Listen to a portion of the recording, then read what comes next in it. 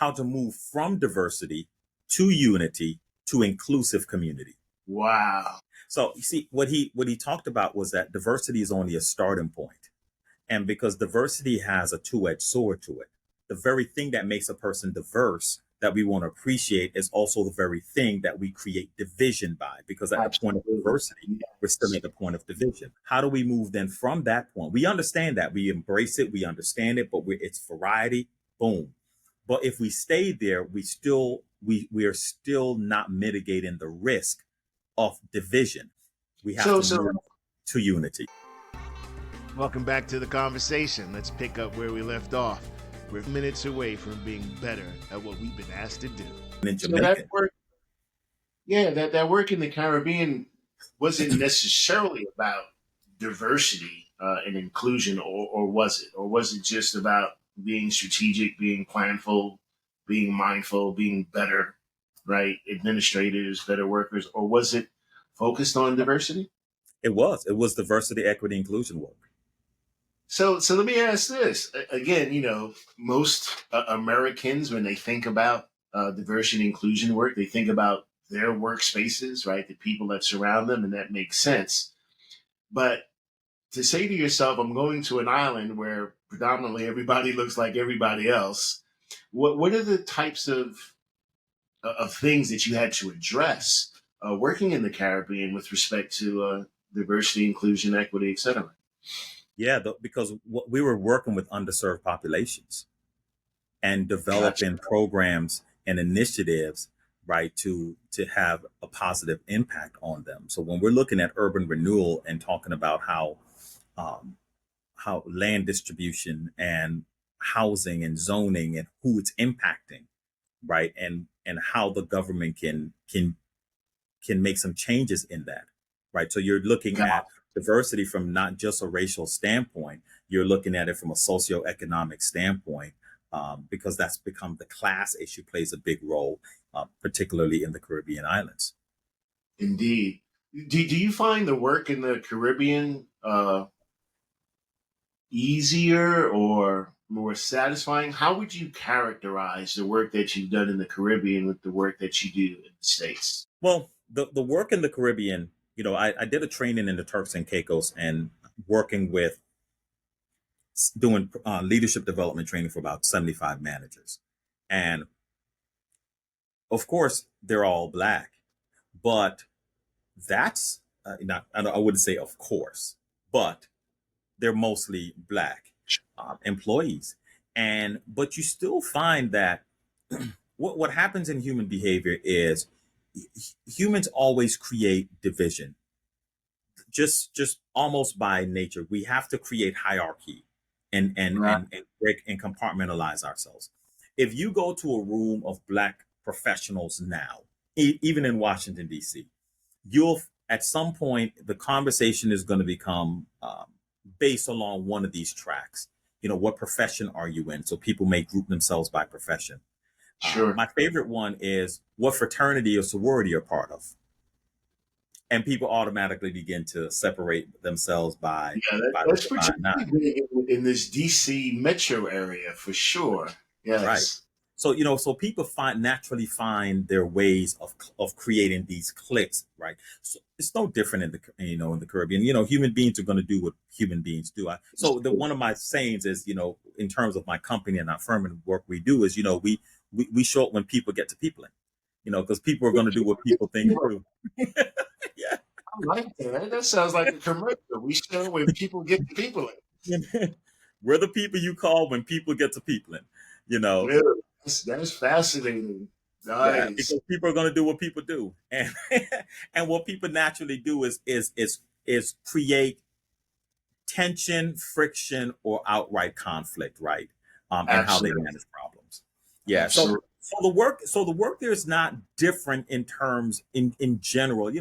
I'll tell you this: what the Ellison model teaches and its principles, and what Dr. Hunt was big on is, one, you live the life, and you have to have a heart for people.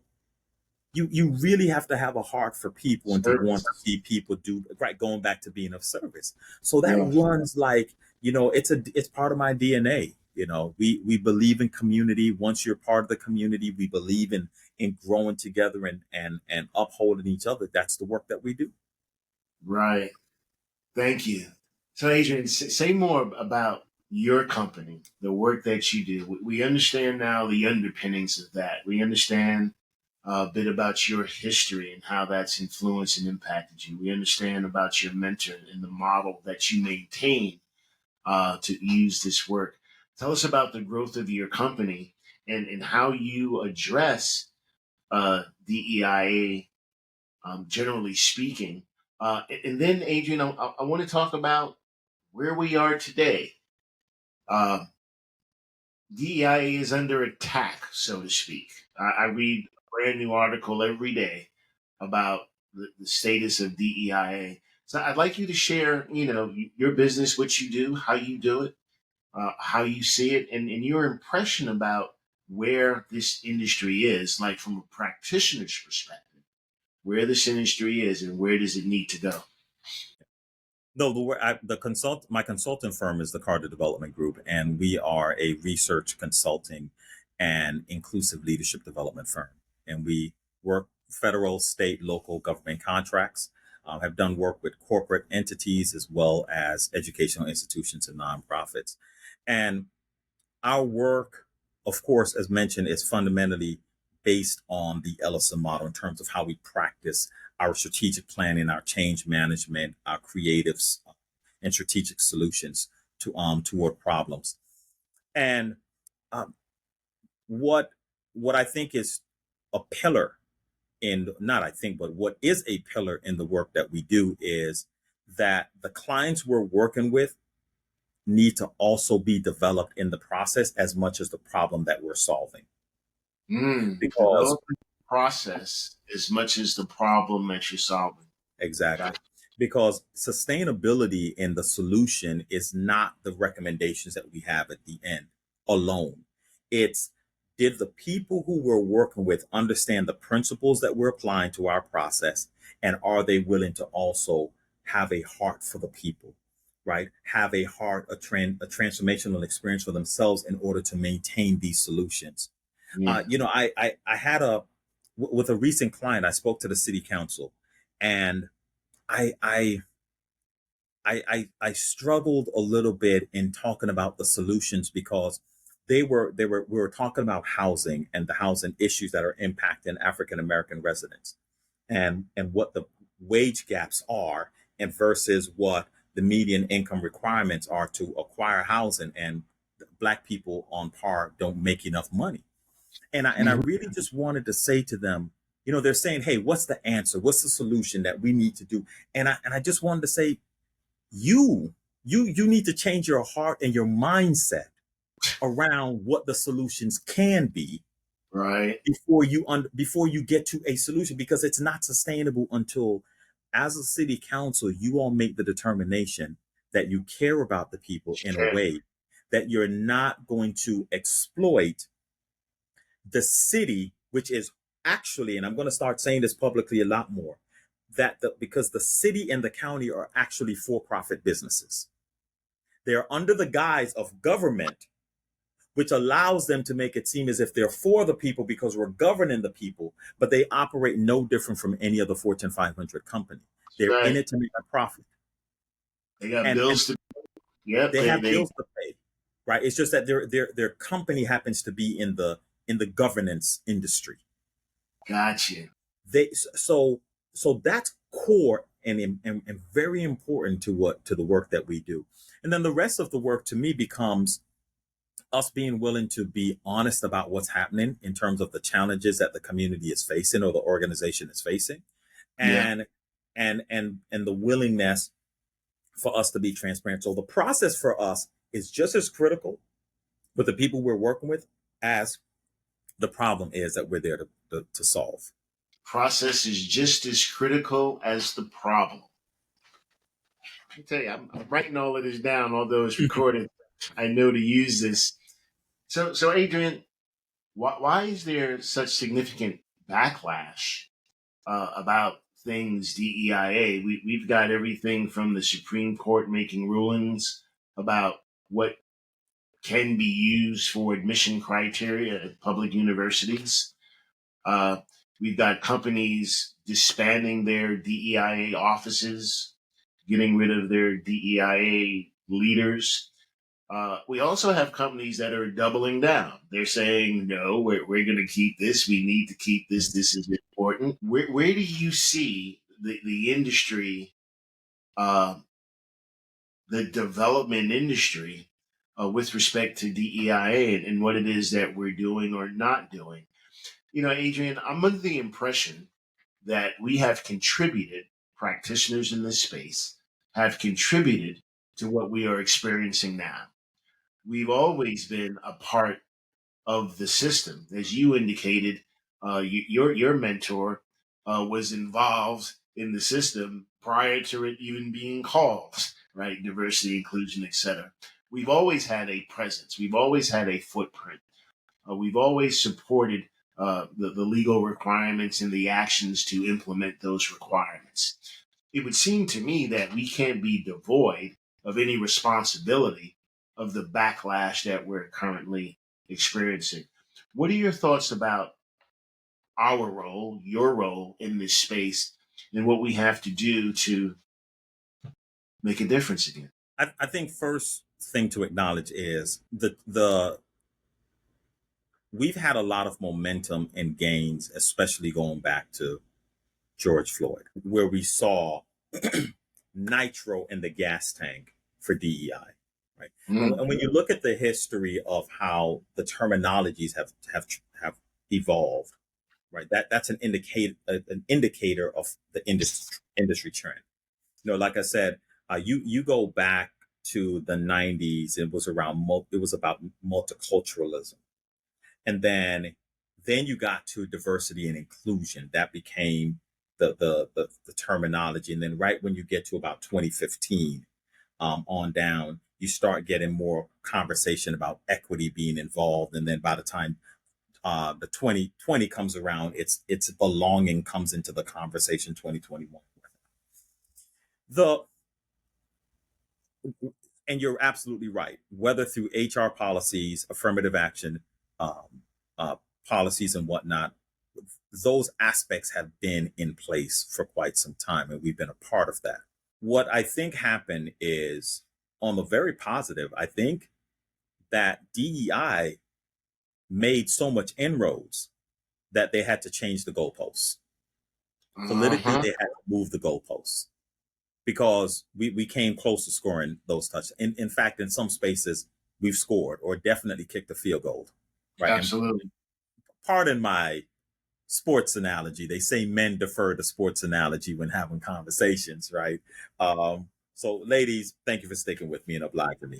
We are who we are, right? We are, right? So we came close to scoring a basket for the WNBA team when playing, right? So we'll switch it over to WNBA. So we made good inroads, and but let me tell you where this bottom fell out. And I'm not too sure, Lonnie, if people are really prepared for me to actually say this. Whoa. Drum roll, please.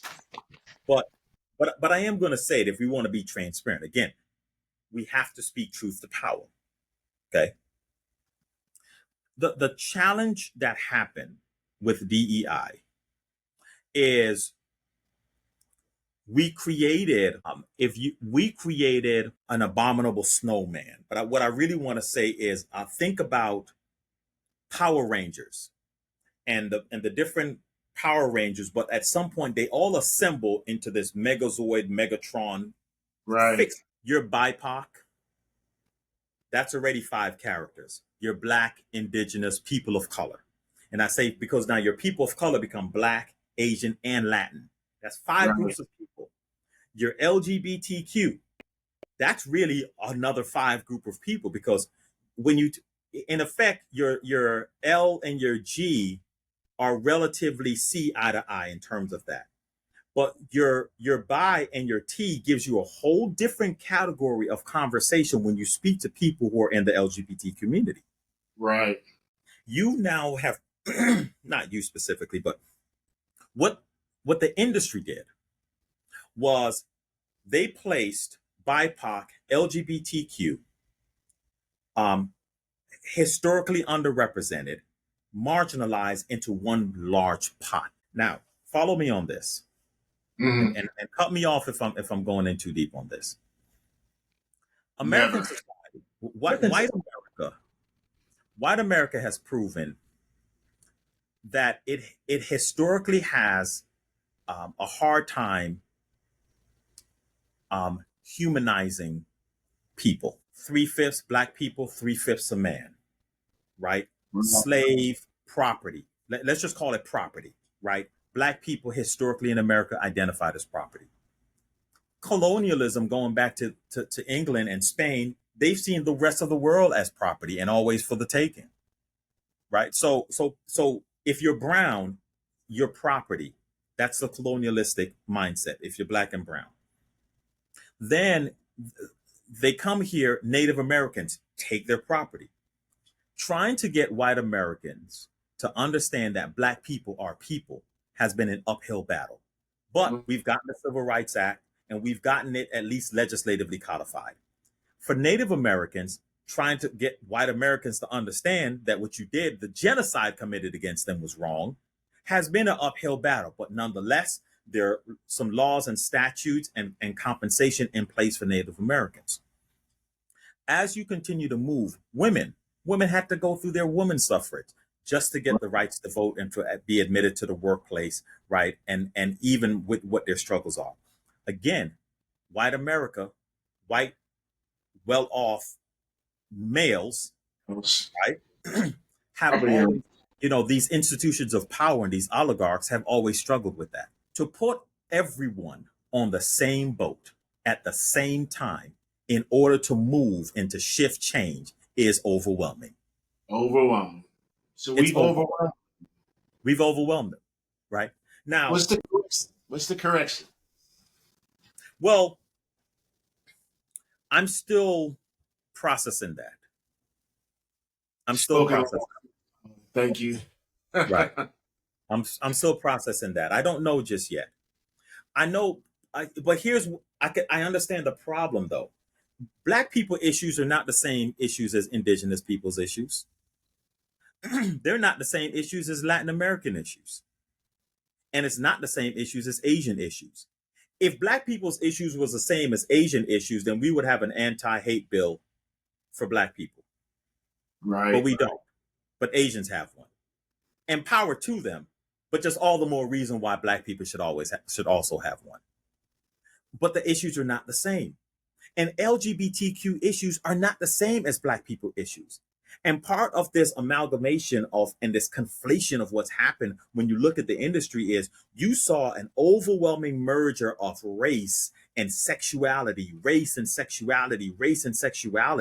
and along with the ethnicity, and then you add all the disparities surrounding housing and social services to it. It's too much. It's like I want to say, I hate to say it, but I don't. It is. It just is what it is. It's too much. It's a lot to digest. And I tell you, I'm going to tell you, and this is probably going to be the most controversial part, but I'm going to tell you what the straw that broke the camel's back. The straw that broke the camel's back in this amalgamation of all of these diversities of issues and histories that comes together is then you add the trans community to it. And there is this mandate that you have to respect someone's gender as they see it for themselves. And now you tell these old white men, and not even that old, because the governor for the state of Florida, he's not that old. He's in his 40s, I believe. Not just white men, right? I think a lot of men think similarly with respect to the various gender identity issues and what we have to do to what is suggested, how we treat. So you have these, and let's just move it from simply white men and the age, and just let's put it this way: you have people who are conservative, right? Who are conservative in this space who say, wait a minute, I now also have to call someone who I know is one gender, another gender, and I have to respect that. You're asking someone who historically has already been challenged to even see a black person as a full human being to now ask someone to see a male who considers himself a woman and that they have to call them a woman. You see, I'm not judging whether it's right or wrong, whatever they want to call themselves. What I'm saying is trying to get someone with those conservative views to have to make that leap in their thinking is a challenge when they already can't when they can't even acknowledge that maybe what we did to the Native Americans was just wrong. Maybe what we did to Hawaii, to people from Native Hawaii, Hawaiians, maybe the way we wiped them out, that genocide history, maybe we were wrong for that. It's been so hard for them to accept that. You now want them to accept something that is a biological challenge.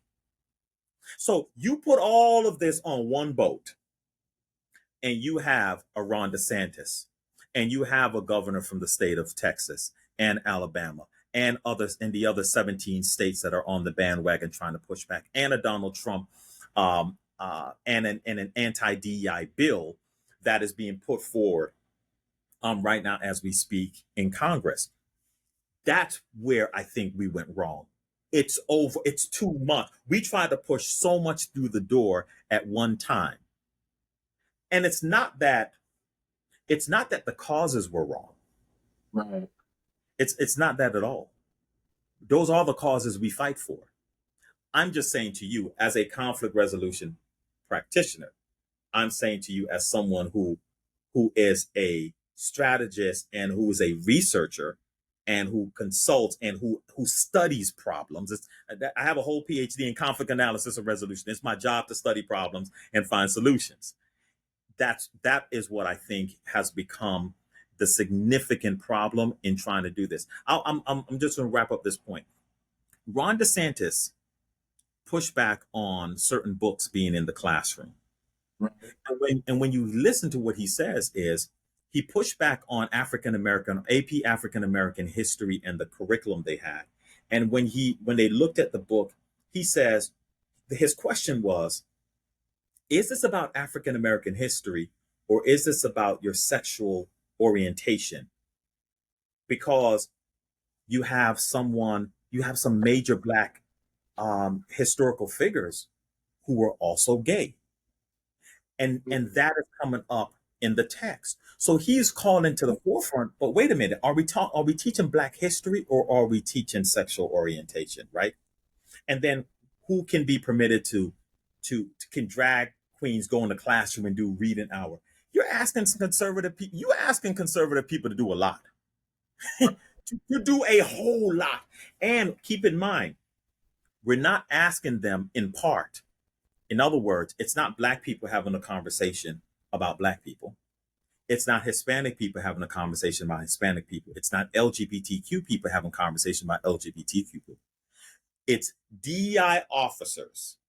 It's DEI consultants and strategists who bring to the table the entire kitten and caboodle for who we represent and we're making changes for. And you're asking for organizations to do that in wholesale. It's a lot. It's a lot. It's a lot. Friends, hashtag it's a lot. Hey, but we the people you call when people get to peopling. Wow. People like that. But it's a lot. Yeah, it is a lot. And thank you for that perspective. For sure. It absolutely is a lot. Will we get better? Will we shift? Will we pivot? How will we adjust? I think we'll have a clearer picture of how to pivot and adjust after this political presidential election cycle passes. If we get Donald Trump in office, we know that there will be some significant changes around that. Currently, the federal government under Biden has a federal mandate supporting DEI. Yes.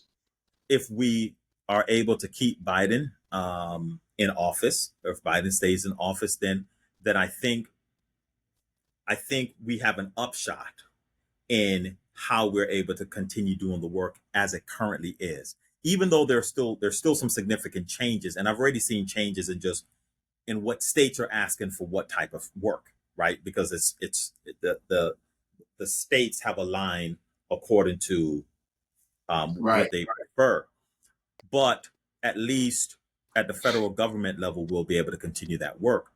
Um, I'm Our company has gone through some strategic realignment, and some of the conversations that you and I have talked about. How do we shift the conversation in the presentation of our work that can still arrive to the same outcome? Sure. And I believe the Ellison model already provides that. The Ellison model doesn't talk about diversity or equity or belonging or access or this or that. Those, one of the trainings I have is I talk about the Right. alphabet of DEI, because there are all these letters. It's DEI, A, B, C, D, E, F, G. But the term is inclusive community building. And that term, inclusive community building, is inclusive of all those things. Social justice, it's a part of inclusive community building, right? Access is a part of inclusive community building. So that's the terminology our firm has always used, even though we speak with the other vernaculars around DEIB, DEIA, DEIR, DEIC, DEIJ, Jedi So, and all these terms. question: is it as simple as a rose by any other name still smells its sweet, or is there something fundamentally different about addressing this opportunity differently? I think it's fundamentally different. The name change, I think, I think the name change is a start, because you're going to have people. You're going to always have people can push back on inclusive community building. I get that, but I think we lower the mark on the amount of people who can push back in terms of, again, depending on how we want to describe, right, and define what these things look like. But wholesale, I think we have to have a different strategic approach. And I don't necessarily think it's entirely different from what we should have been doing, Mm-hmm. mind you. But I think we have to create more baked in processes, right? That we Equity and inclusion has to be baked into the process of things that people are already doing. And I think a big part of it is expanding the data driven practices of organizations. If they understand their data, if you're able to get an organization to understand their data from a racial, socioeconomic, tenureship, and look at the stratification within organizations and Mm-hmm. understand that aspect of it, and then bake in solutions in terms of their strategic plan and what they're doing within their processes, you're able to come away and accomplish the same thing. And you don't even have to call any of that DEI. All right. I don't know if I like that. Might put me out of a job, but I, I'm I with don't, you. I don't think I almost don't even want you to put that part out. Just delete that part from the from the video. Let's not tell them about how we're going to do our work. Those are the type of transitions, I think, that um, that is wholesale, that needs to be made. Um, but I'll also say this: I think there is a way to do work that is going to be more palatable to some people, because it appeases them, especially if we're Right. looking at if we're operating under the white gaze.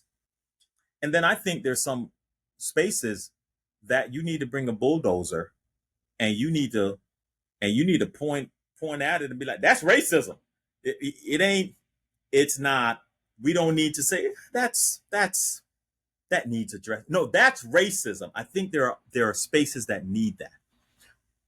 In effect, you then have to just operate with the wisdom that you feel is best to match a particular thing. I'm not at all saying to back away from the struggle that has to be endured, but I think collectively, when I think about it from an industry standpoint, I think our long-term best solution is our ability to bake in those processes and make them more part of the organizational culture, um, as just part. And again, you don't even have to call it anything that we've been calling it.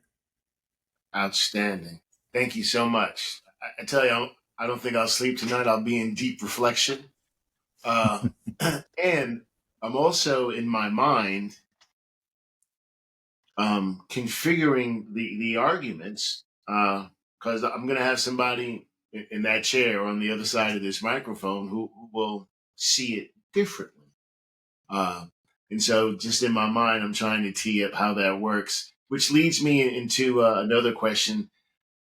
Adrian, will you come back on the show and continue this conversation, and perhaps be on a panel with others? And I'd really like to hear y'all duke it out. Yeah, yeah, yeah.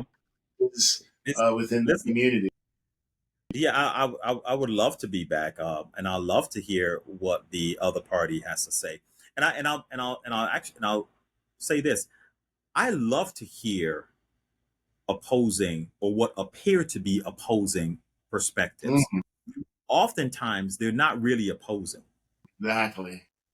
Yes, I agree. Oftentimes, right, there are a few pieces that are disjointed and why the arguments don't seem to connect. But once I'm able to understand what the catalyst for those disjointed parts are, I'm able to more than likely develop a bridge. Right now, I know that some people are going to just have some fundamental things that they're just not going to move on. But when it comes to human beings and having a love for people and having a love for progress and creating inclusive communities, I think most people want that. But if we're able to have the conversation that removes the fear that in order to create equity for others, it doesn't come at the loss of someone else, Right. Not a zero then I sum think, game. Mm. right. Then I think people are much more open to the conversation. And I think that's usually the hardest hurdle to get over for collectively for most people is the thought that equity for someone else means a loss for another person. Outstanding. I got two final questions for you. One is in support of the theme of the show. I learned, therefore I can. Other than your PhD studies and your other scholastic endeavors, Adrian, what is that thing that you were very intentional about learning? Therefore, you could go and do something, right? You learned, therefore you could. But what are those two things? Uh, you said two or just Well, one? the what did you learn part, and then the And then what did therefore I? part. There. Yeah. I'm there are a couple of things, but I'll focus in on I've learned I've learned and I'm continuing to learn to slow down and Mm. to um, be more empathetic in the process. I learned, and interestingly enough, I've been seeing a therapist um, um, for a couple of weeks now, and we took the Myers Briggs, and Mm. I am Commander Ian, whichever the Ian. ENTJ. Yep. Okay. ENTJ, yes. I'm a practitioner, by the way. So the the therapist went into how and I don't know that the level of the accuracy. You may know, but that commanders are only like 1% of the population, and you know they're very and it feels good to be a part of the one population of these people who can run the world, I guess. Um, but in the process, though, of just understanding that, I've for a couple of years now, I've been okay. How do I slow down, be more empathetic, be more understanding, and how do I, and in that process, make room for other people? And Sure. so I've learned to become smaller, and I recognize that there is a biblical principle that actually addresses that, right? We would decrease such that he could Others. increase in lives. Yeah. Yeah. And that's really been significant for me. Interestingly enough, years ago, Dr. Hunt, my mentor, told me, Adrian, you need to learn to decrease so others can increase. Years ago. That's like 20 years ago. How And about of that? course, then I was just like, man, leave me alone. What you talking about, right? Right. The goal is to be big, right? Like things to do, right? Um, but the thing is, Lonnie, and I'm saying this to acknowledge it. I've been blessed. I've been blessed with Mm, great mentors. And because of my mentors, like Dr. Hunt and like my father and like my family core, I've had so many wonderful opportunities from just being from a young man. I was a student body president when I was at Florida International University. I I'm here. I am 21 years old, leading a march in Tallahassee, addressing issues politically, dealing with Bright Futures, which is the state program uh, for for tuition for students here. And um, I even around the time, unfortunately, what happened with Andrew Gillum, but Andrew Gillum was student body president at FAMU while I was student body president or vice president at FIU.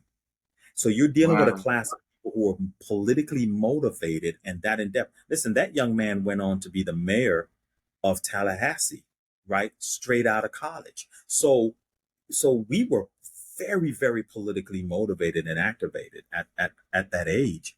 Um, I went on into work into higher education and became the director of student life and leadership, at an early age of 25. You know, you have career professionals who are, 45, 50 just getting into those positions. Right. So I've always been fortunate. I've not always managed those what was given to me best. So let's be clear about that. The prefrontal lobe, that thing was still developing. Uh, but I've learned in all that I've been given, over the last few years, just more how to, like you say, decrease, become small. And I've learned that there's so much power in being smaller. What tops this all off for me is the movie Ant-Man, and how Ant-Man in the last movie, so small, you discovered an entire world of civilization of beings who are living at that microscopic level. There's a whole nother world out there. So I've learned to adopt the idea that I'm small, that I am having an impact to a person at a molecular level. You Wow. don't even know that you don't even need to know I'm having an impact. I'm there. But just let my presence, just let my spirit do the work. Wow. I've learned I to become smaller, therefore I can be more impactful with the people that I serve. Yeah, yeah. Yeah, man. So Outstanding. and I so knew this was that's really going to say that be again. outstanding. I said I knew this was going to be a great conversation. One last question, sir. Is there's something that you would just like to share with the audience? Something that we haven't discussed that needs to be discussed? Or is there a question that you would like to ask and answer of yourself in real time and share that with us? Oh man.